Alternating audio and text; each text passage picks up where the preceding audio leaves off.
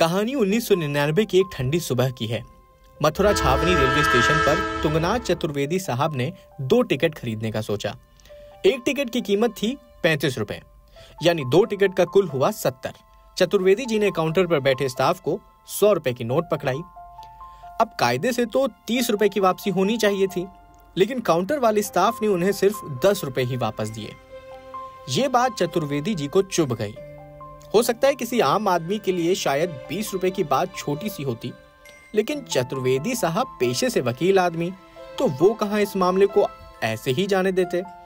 और बस यहीं से शुरू होती है भारतीय न्यायपालिका के इतिहास की सबसे लंबी टिकट महाभारत।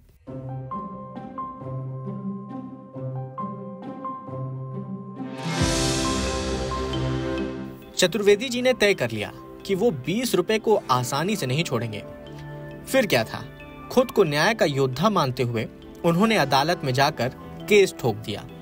मथुरा जिला उपभोक्ता फोरम में पूर्वोत्तर रेलवे और टिकट काउंटर के कर्मचारी के खिलाफ केस दर्ज करवाया गया और यहीं से शुरू हुआ वो लंबा कानूनी संघर्ष जो 24 सालों तक चला।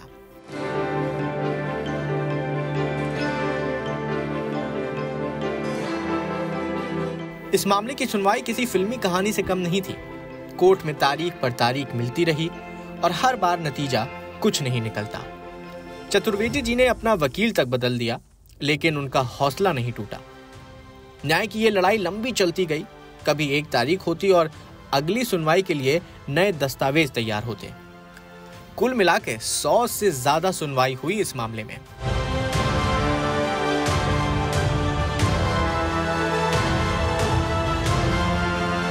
आखिरकार 5 अगस्त 2022 का वो दिन आया जब मथुरा जिला उपभोक्ता फोरम ने वो फैसला सुनाया जिसका चतुर्वेदी जी को 24 साल से इंतजार था। कोर्ट ने रेलवे को आदेश दिया कि सबसे पहले तो 20 रुपए वापस किए जाएं। इसके साथ ही कोर्ट ने यह भी कहा कि उस 20 रुपए पर 1999 से लेकर 2022 तक 12% ब्याज भी दिया जाए। कोर्ट ने यह भी आदेश दिया कि रेलवे को 15,000 का मानसिक और आर्थिक नुकसान का हर्जाना भी चुकाना होगा।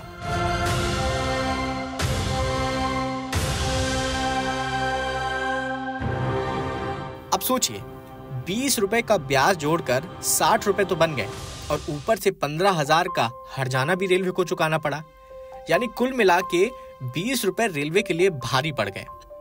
चतुर्वेदी जी की 24 सालों की मेहनत और संघर्ष की ये कहानी साबित करती है कि न्याय के लिए कभी भी लड़ाई छोड़नी नहीं चाहिए।